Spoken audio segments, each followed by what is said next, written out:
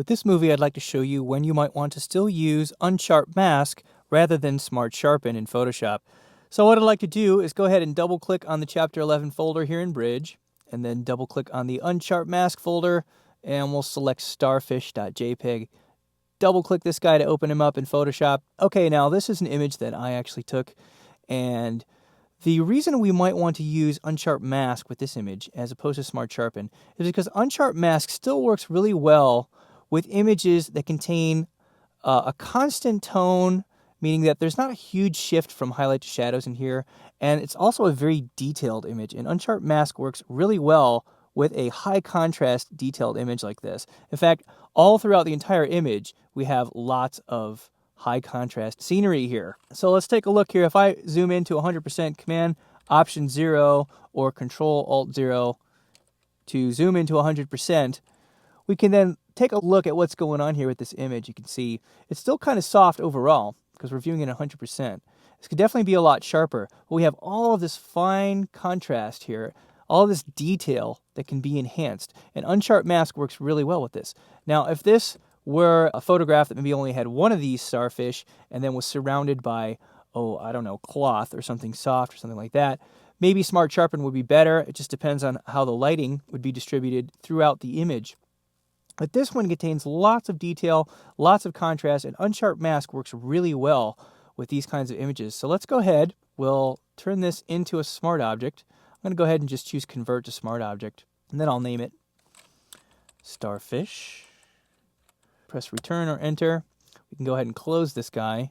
Under the Filter menu, we'll choose Sharpen, Unsharp Mask. Again, you want to be zoomed into 100% so you can preview this stuff accurately. That's the only way you can really see what's happening to your image and get a proper preview. Okay, so a good starting point when you're working with unsharp mask is to bring the amount anywhere between 80 to 100%, and I usually start right out at 100%. Okay, you can also type that into the field here if you'd like. And for radius, I usually start out at 1. Okay, it's same sort of principles apply here with unsharp mask as with smart sharpen.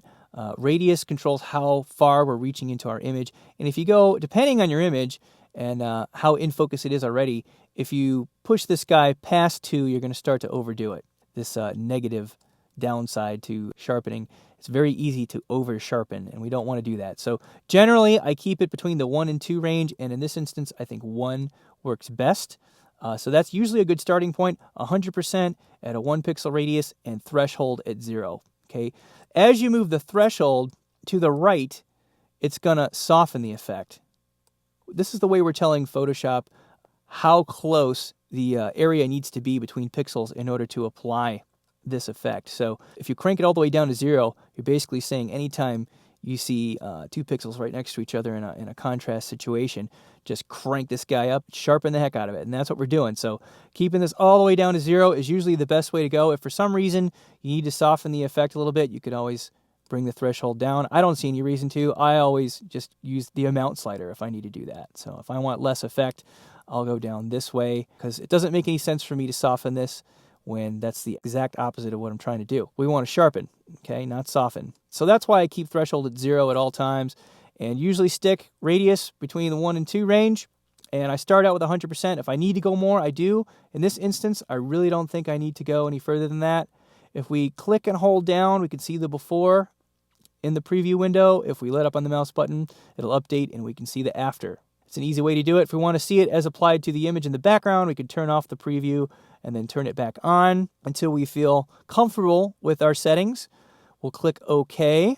I'm going to zoom out, and now you can see we have a really nice sharp image. Let's take a look at the before and the after. Turning off the smart filters, there's the before, and then turning them back on, we have the unsharp mask applied, and this detail is popping out much, much better using the unsharp mask filter. Okay, so there's an instance where you may want to try using unsharp mask as opposed to using smart sharpen. We didn't really need any of the advanced features to control where the sharpening was being placed in the shadows or highlights of the image, because it's pretty continuous tone and pretty continuous detail throughout this image. So unsharp mask still works well in these types of situations, and that's when you'll want to try and still use it.